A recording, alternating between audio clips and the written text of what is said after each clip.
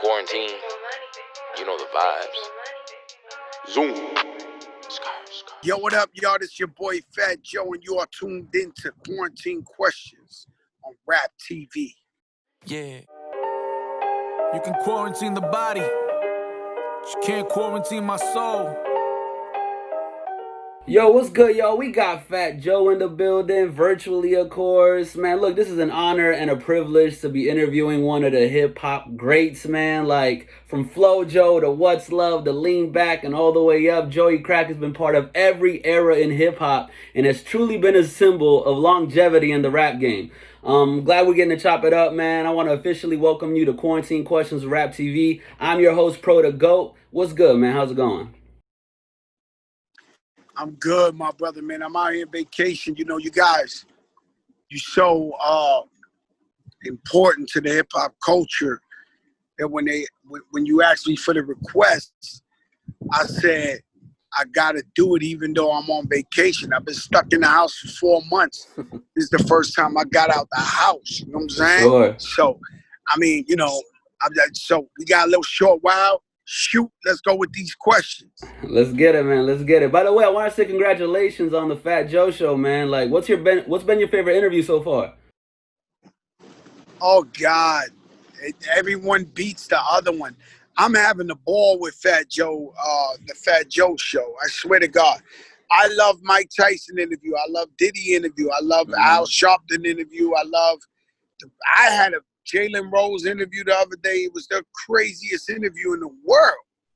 That's like, dope, man. It's just fun to me, man. It's fun to learn about people and people that I admire, you know, and give pretty much during quarantine, giving people an opportunity to learn about their favorite people and have fun, man. No doubt, no doubt. And then I actually saw the one you did with Lil Wayne. And it seemed like he got a little bit of a backlash there after you asked him about the George Floyd situation, right? He did, but the point is that I should have known better than to ask Lil Wayne political questions and all that. You know what I'm saying? Lil Wayne ain't about that life. You know what I'm saying? So, yeah. You know, I think he fixed it a week later on his own show. The Lil Wayne, the Lil Tunchi. Yeah. And he said what he really meant. You know, I mean, Lil Wayne is a black guy from Louisiana. You know what I'm saying? You know, he loves his people. He's there for his people. So, facts. You know, it's cute to start a little trending topic, but you know where his heart is at. Yeah, of course, man. And I'd like to ask you the same question now. Like, what do you make of all of this going on now with the climate? First of all, Corona ain't happened in 100 years since the Spanish flu. It feels real weird to wear a mask or stay in the house most of the time, and that I don't give a fuck who you is. That's just it's an emotional stress that takes a toll on everybody. I'm from New York, the epicenter where 50, 60 people I actually know have passed away. We had somebody pass away today. Who passed away today, Jeff? My friend, he works with Titan Sports. He knows Khabib, the boxer. His father died today from COVID. So it's terrible. Crazy. Black Lives Matter. George Floyd, what's going on? It's been going on a long time, and it just never been documented.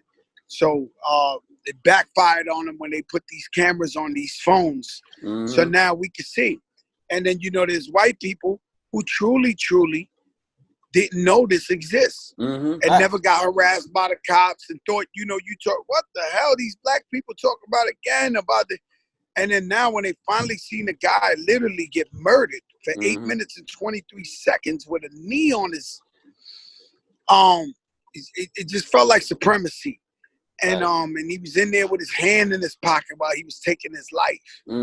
Like and so many cops, and no cop, it's the craziest shit. No cop in Minnesota ever got charged for killing somebody but one. And he was a black guy who killed the white lady. That's crazy. You can't make that up. It reminds me of The Dave Chappelle show where he told the white guy in the wheelchair, handicap, everything. He said, "You want to trade with this perfectly healthy black guy?" He said, "Nah, I'm gonna ride this white thing out." Yeah. You know what I'm saying? So it's crazy like that, man. But you know, we got laws to fix, we got things to do, and we got to come together as a people because this is a powerful time. Facts, man. Next is the aliens. Facts. And you growing up in the Bronx too, like, do you remember being young and experiencing racism? Like, is there a story? Yeah. I always say nobody, but I mean nobody has got police harassment more than Fat Joe. Nobody. How young were you? Pounded, beat downs, anything you could think of in the world. I beat a gun case one time. 2 guns I had, and I beat it simply on bias. They stopped me in front of a church, and you know when we went to court, they told the judge, "That's Joey the drug dealer. You can't be. You gotta have probable cause." Yeah. But I watched the cops lock up my father because he didn't know English. Damn. He had his license and registration. The man been legit his whole life, a nice guy, not tough. And they stopped him. They pulled him over, and the cop kept telling him, "Speak English." He was like, "Me no speak English. Speak English." That's you know, crazy. And they arrested him for 1 night in jail because he ain't speaking. I seen so much shit. Yeah. I got a friend, rest in peace, Full Flex, that one time he was arguing with the cops in front of my building. And in the projects, there's this big metal garbage can. I watched them turn him upside down, head first, and throw him in the garbage can. Now, this is incredible shit I seen with my eyes. That's insane, You know, man. I know. And then we was voiceless. So what I would do, I was broke, and I would tell the cops, "I'm getting my lawyer." We ain't really got a lawyer. Yeah, facts. We ain't got no money. They know you in the projects. You ain't got no money. Fuck out of here. You ain't got no lawyer. So that's the voiceless. So what you're seeing out there protesting is the voiceless. Facts, man. Facts. It is what it is. Yeah, and there's so much like racial tension now, you know, out there, like because of what's going on in the protests and stuff. And I want to bring this up too, because about 10 years ago, you did an interview with RapTV, and he had asked you about white people saying the N-word in songs and music and rappers and artists and stuff like that. Do you feel the same way about it now, 10 years later, that you did back then? Definitely not. This is a very delicate situation. Question, by the way, for journalism.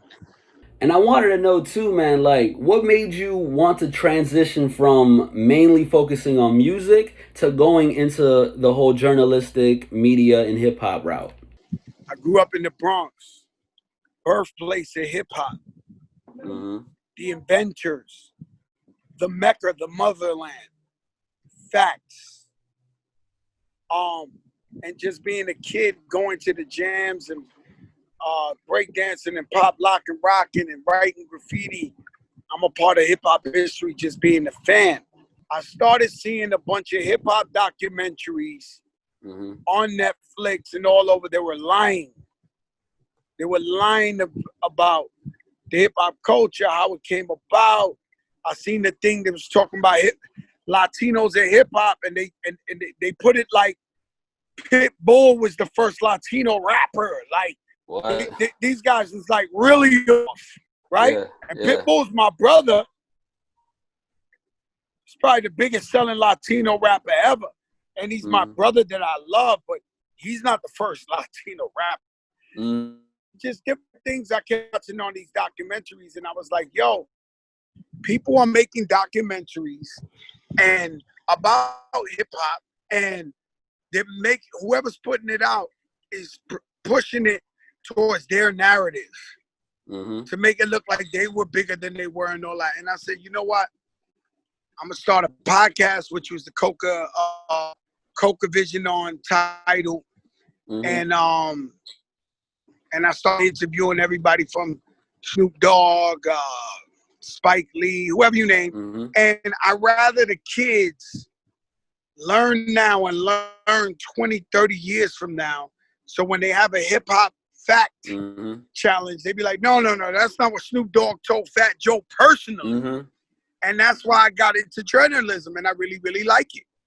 And now I got it with the Fat Joe show, and I really like it. I'm taking it all the way. I'm going to be the Dan Rather's, David Letterman / Arsenio Hall of hip hop. Bet, man. And like, what happened to Coca Vision? Are you bringing it back or? Now, what happened was, I just thought I did, you know, the audience, man. You know, I wanted to do it for everybody.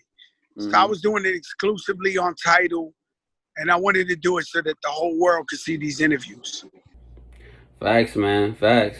And honestly, like with everybody, you know, in quarantine right now, everyone's checking out the versus battle. Were you able to check out the Fab versus Jadakiss?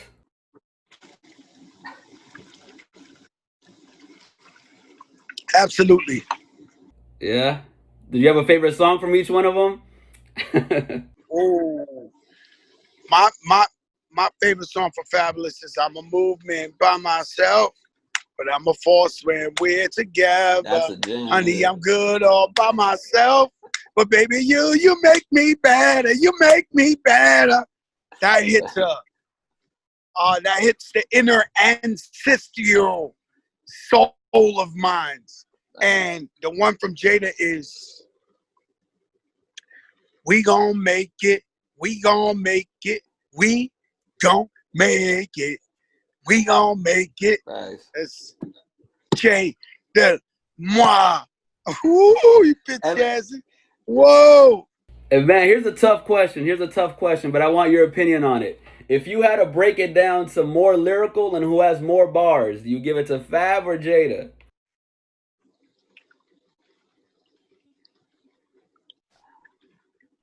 I mean, Fab is very lyrical, but you know, Jada's one of the greatest of all time. So I would give. I'm not saying Jadakiss don't. Matter of fact, I ain't got an answer because you're gonna clickbait me and all that and act like if I diss Fab, I ain't doing that shit. No way. Nah, I mean, I personally go with Fab, but that's me. But I do want to talk about your upbringing, man. The crazy thing is, you witnessed the birth of hip hop. You were there. You know what I mean? Like you got to tell. Like I want you to tell the young kids out there, what was that like? What was the air like? What was the environment like when you first witnessed hip hop? Any type of energy you see now, DJ Khaled, fan love, come meet me here, and 20, 30,000 people come. The birth for Eminem, any type of energy, Travis Scott, you see the documentary? Mm-hmm. It was all that and then some, but just not televised. That's crazy. We had no social media, nothing like that. So if somebody, you would be playing baseball, I would be playing softball, playing basketball around this time, 6 at night, 7 at night, and all of a sudden you would be hearing vibrations off the wall. And it'd be like fat, fat, fat, boy, boy, boy, boys.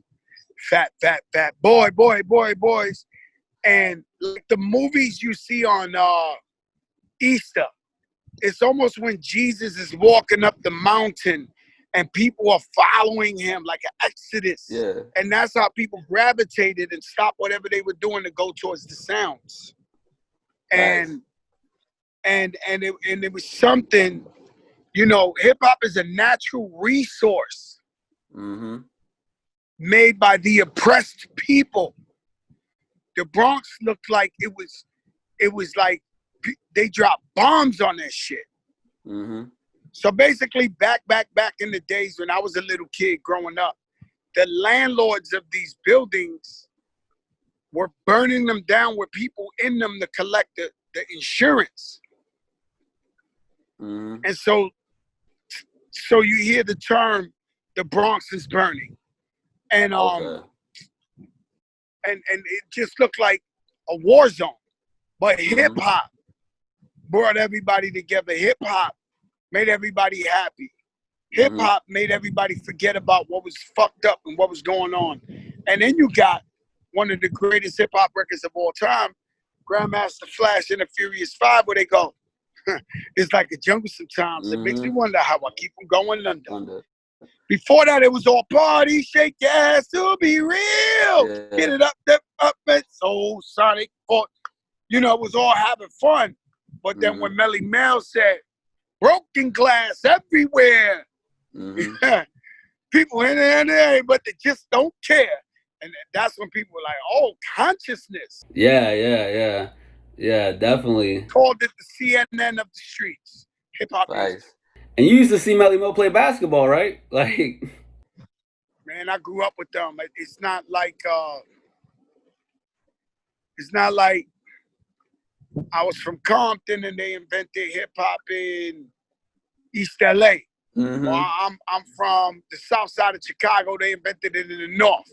No, I'm from the South Bronx, the South Bronx, South from the culture. From my brother used to carry the record crates for Grandmaster Flash. Damn. And you know how he got paid? How? He never got paid with money. He got paid for the privilege of giving out flyers to their next jam where they were charging $2 at the door. That's crazy. That's never crazy. Currency. Well, he was doing it for the clout, I guess. He could tell people I'm down with Grandmaster Flash. That's wild, man. I want you to take us back to FloJo, the music video, though. What was that like shooting that day? Do you remember anything about it? There's a very deep story behind that. The night before was the first night I slept in my mother's house, and the police kicked down the door that morning. Damn. And they were doing a sweep. So eventually they locked up my brothers, my uncles, my peoples, everything. So I thought, when in my mother's I have handcuffs on, I thought I was going to jail. And they took it off me because I had quit the game as soon as I got a record deal. For 2 years I was just rapping, I wasn't doing that. And that next morning was so powerful because we shot the FloJo video. There's a scene in the video where I used my brother's graffiti jacket that they had that said Money Man, and a guy had a hoodie on and looked the other way. You couldn't see his face, but I was representing my brother. But at that point, my brother was on the run. So FloJo is energy. I knew there was never a Spanish guy. I knew there was never a Spanish guy. Hip hop was created by Latinos and Black people. But we never had a Latino speak the urban Latino experience. Facts. With a season and a half moon and 30 guys, 50 guys with him. And Grand Poobah in the video and Diamond D and Nice and Smooth. And I knew it was going to hurt the game. And you guys love FloJo more than I do. Really? Yeah, man, we love that video and that song. Swiss Beats calls me to this day. You got a FloJo. Everybody you name, you got it. Like they think I'm FloJo, but I'm not FloJo. I'm all the way up. I'm Mr. Lean Back. Facts. I'm Mr. Make It Rain. Facts, man. And another big moment too was meeting Big Pun for the first time, and that was a hilarious story. Can you just give us a quick little snapshot of meeting him? Well, I stopped at the bodega in my hood where I always used to go get my Diet Pepsi. And when I came out, I had a white Lexus 400 big boy. And when I came out the store, there was 4 Latino dudes rapping. The other guys was all right. But then Pun said, let me go. And I looked and I said, what is the fatter Puerto Rican going to talk about? And he just blew my mind. He was like, and just stopped. Snatched the moon out the sky. He did the hand like that and blow the sun away.